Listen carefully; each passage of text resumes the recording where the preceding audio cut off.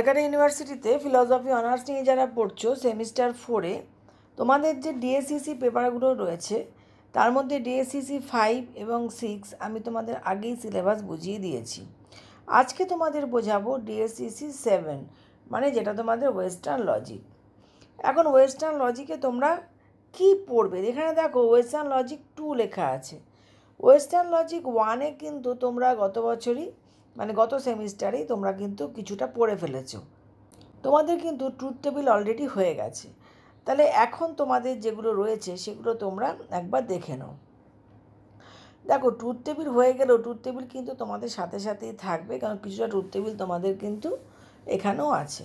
এখানে রয়েছে যে মেথড অফ রেজলিউশন, মানে হচ্ছে কি লঘুকরণ। তো এই লঘুকরণের ওপরে তোমাকে বেশ কিছুটা চ্যাপ্টার করতে হবে। যুক্তির ফর্ম কি, মানে valid, invalid, fail soup, the method of resolution, এটা কিন্তু তোমাকে করতে হবে। কাজে এই একটা পার্ট, মানে এই পার্টে লঘুকরণটা তোমাদেরকে খুব ভালো করে কিন্তু করা দরকার। এরপরে যেটা বিতে রয়েছে, বি হচ্ছে method of deduction. Method of deduction মানে কি? মেথড অফ ডিডাকশানের মধ্যে কি রয়েছে? Formal proof of validity, formal proof of validity. তারপরে কি আছে? Difference between implication rules and rules of replacement. এইখানে রয়েছে দেখো ইমপ্লিকেশন রুলস, আর এটা হচ্ছে rules of replacement. Construction of formal proof of validity by using 19 rules. ঠিক আছে, এই অবধি আমি আগে ভালো করে বুঝিয়ে দিই। দেখো মেথড অফ ডিডাকশান যেটা রয়েছে সেটা তোমরা যখন করবে তার মানে হচ্ছে 19 রুলস। তোমরা নিশ্চয়ই আইএম কপির বই এতদিনে কিনে ফেলেছো। আইএম কপির বইতেই দেখবে মেথড অফ ডিডাকশান যে চ্যাপ্টারটা রয়েছে সেই চ্যাপ্টারে কিন্তু রয়েছে, এখানে লেখা আছে 19 রুলস, কিন্তু তোমাদেরকে কিন্তু করতে হবে 9 রুলস এবং 10 রুলস। টোটালটা পরীক্ষায় আসবে 19 রুলস। এখন এক ধাপেই তো 19 রুলস করতে পারবে না, প্রথমেই আগে 9 রুলসটাকে শিখতে হবে। তো এখানে এই যে দেয়া রয়েছে তোমাদের রুলস অফ রিপ্লেসমেন্ট, রিপ্লেসমেন্ট মানেই হচ্ছে কিন্তু তোমাদের 10 রুলস যেটা, আর একটা হচ্ছে রুলস অফ ইনফারেন্স, মানে যেটা হচ্ছে 9 রুলস। কাজে এক লাফে 19 রুলস করাটা কারোর পক্ষেই সম্ভব নয়। প্রথমে আগে 9 রুলসটা করে নেবে, তারপরে টোটাল 19টা নিয়ম আছে, 19 রুলস তোমরা করবে। 19 রুলস করতে গেলে 19 রুলসের ওপরে অনেকগুলো ক্লাস আমার দেওয়া আছে, যদি প্লে লিস্টে যাও দেখবে, বা এখানেও ডেসক্রিপশানে দেওয়া থাকবে, সেখান থেকে তোমরা 19 রুলস করতে পারো। আর যেটা আছে প্রুফ অফ ইনভ্যালিডিটি। এই ইনভ্যালিডিটি হচ্ছে কি, এখানে কিন্তু ট্রুথ টেবিল ভীষণভাবে প্রয়োজন। ইনভ্যালিডিটি হচ্ছে তোমাকে সরাসরি একটা যুক্তি তোমাকে ইনভ্যালিডিটি প্রমাণ করতে। যেমন ট্রুথ টেবিলে তোমরা কী করো, ট্রুথ টেবিল পুরো স্কেচটা করার পরে দেখো কোনটা ভ্যালিড কোনটা ইনভ্যালিড, কিন্তু ইনভ্যালিডিটি তোমাকে ডিরেক্ট প্রথমেই ইনভ্যালিডিটি করতে হবে। তা দু একটা ক্লাস যদি কেউ প্রাইভেট পড়ো তাহলে তো সেখানে শিখবেই, বা কলেজ থেকেও শিখবে।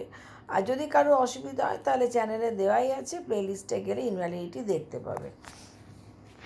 কাজে বি পার্টটা আমি বলবো বেশি ভেরি ভেরি ইম্পর্টেন্ট, এবং যারা ধরো MA করতে চাও, ভবিষ্যতে ইচ্ছা আছে আরও ফার্দার পড়াশুনো করা, তাদের জন্য তো 19 রুলস মাস্ট, 19 রুলস করতেই হবে। এখন এই যে সি পার্ট, এখানে কি রয়েছে? কোয়ান্টিফিকেশান থিওরি।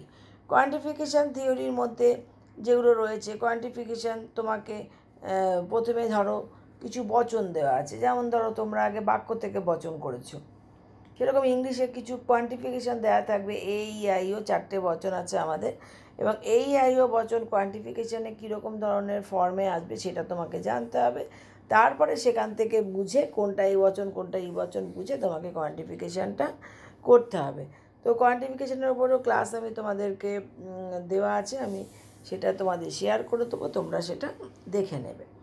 এবং কোয়ান্টিফিকেশানের ওপরে নাম্বার ডিতে কোয়ান্টিফিকেশানের ওপরেও কিন্তু রয়েছে ভ্যালিডিটি এবং ইনভ্যালিডিটি। ঠিক আছে, তাহলে এই হচ্ছে তোমাদের সিলেবাস। মেনলি 19 রুলস এবং কোয়ান্টিফিকেশান এই দুটোকে খুব ভালো করে করবে। আবার রেজলিউশন যেটা লঘুকরণ সেটাও করতে পারো। তবে যারা MA করার ইচ্ছা আছে, বারবারই বলছি, তাদের কিন্তু 19 রুলস এবং কোয়ান্টিফিকেশান ভীষণভাবে করা দরকার।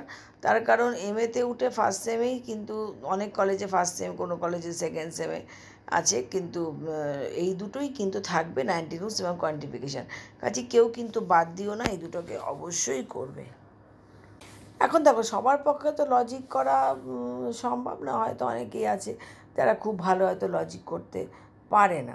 তো সেক্ষেত্রে তোমরা তখন চাইবে যে কিছুটা নোটস যাতে করা যায়।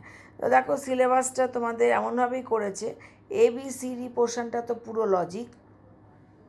এখানে কিছু দিয়েছে, সেটা হচ্ছে আরোহ অনুমানের থেকে, যেমন এই যে রয়েছে, ইটা হচ্ছে কি ইন্ডাকশান, মানে কি আরোহ অনুমান। আরোহ অনুমানের ওপরে তোমাদের টপিক রয়েছে।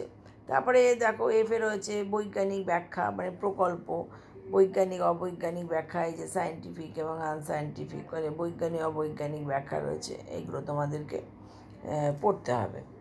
আর যেটা রয়েছে সেটা হচ্ছে প্রবাবিলিটি। এই যে প্রবাবিলিটি রয়েছে জি পার্টে। তো আমি খুব একটা প্রবাবিলিটি নিজে ব্যক্তিগতভাবে পছন্দ করি না। এখন দেখো, সবার পক্ষে তো লজিক করা সম্ভব না, হয়তো অনেকেই আছে যারা খুব ভালো হয়তো লজিক করতে পারে না।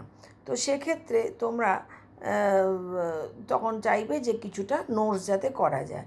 তো দেখো, সিলেবাসটা তোমাদের এমনভাবেই করেছে, ABCD পোর্শনটা তো পুরো লজিক।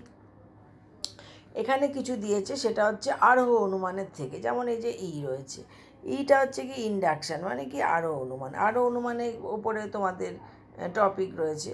তারপরে দেখো এফে রয়েছে বৈজ্ঞানিক ব্যাখ্যা, মানে প্রকল্প, বৈজ্ঞানিক অবৈজ্ঞানিক ব্যাখ্যা, এই যে সায়েন্টিফিক এবং আনসায়েন্টিফিক, মানে বৈজ্ঞানিক অবৈজ্ঞানিক ব্যাখ্যা রয়েছে, এইগুলো তোমাদেরকে পড়তে হবে। আর যেটা রয়েছে সেটা হচ্ছে প্রবাবিলিটি।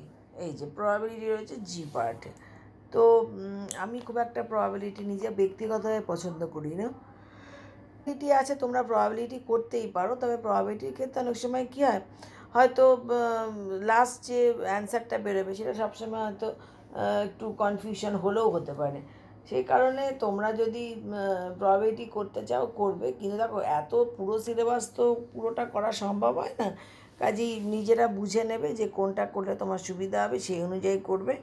আর এই পার্ট এবং এফ পার্টে এই দুটোর থেকে যে নোটস আছে সেটা অবশ্যই করবে। যদি অন্তত একটা কি দুটো কমন পাও নোটস থাকে, তাহলে তোমাদের পক্ষেই ভালো। এখন বই তো তোমাদের আমি বলেই দিয়েছি তোমরা কি পড়বে। সেটা হচ্ছে IM copy introduction to logic, IM copy 13th edition আছে। যা কিছু তোমরা পড়তেই পারো। দেখো, একটা জিনিস হচ্ছে 13th এডিশান যে নাও পাও, তুমি কলেজ স্ট্রিটে পুরোনো বইয়ের দোকানে 9th এডিশান 10th এডিশান পাবে, সেগুলো একটু দরদাম করে কিনতে পারলে কমেই পেয়ে যাবে। এখানে দেখো, বাংলায় লজিকের ওপর যে বইটা রয়েছে নব্য যুক্তি বিজ্ঞান, ঠিক আছে, রমাপ্রসাদ দাসের, সবই রমাপ্রসাদ দাসেরই রয়েছে। তো আমি বলবো যে এখানে 3টে বই রয়েছে, 3টে বই রমাপ্রসাদ দাসের। এছাড়াও তোমরা দুটো বইয়ের নাম লিখে নাও, সমীর কুমার চক্রবর্তী বইটা নিতে পারো, ফাল্গুনী মুখোপাধ্যায় আছে ওনার বইটাও নিতে পারো, বা শুক্লা চক্রবর্তীর বইটাও নিতে পারো। কাজে এই বইগুলো কিন্তু তোমরা নিলে তোমরা হয়তো আরও কিছুটা উপকৃত হবে। কিন্তু সবার আগে একটা কথা বলবো, সেটা হচ্ছে IM কপির বই, সেটা 13th হোক 14th হোক, যে কোনো একটা এডিশান হোক, তোমাকে ওটা কিনতেই হবে। তাহলে যাদের মনে হচ্ছে যে না লজিক সিলেবাস কোনো অসুবিধা আছে বা কিছু, তাহলে অবশ্যই তোমরা কমেন্ট করে জানতে চাইবে। যদি কোথাও কোনো অসুবিধা হয়, ভিডিওটা যদি ভালো লাগে তাহলে একটা লাইক করো।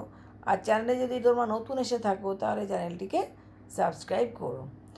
আর যদি কেউ মনে করো যে না অনলাইন ক্লাস করতে চাও, তাহলে ফোন নাম্বার তো দেওয়াই থাকলো, তোমরা যোগাযোগ করতে পারো।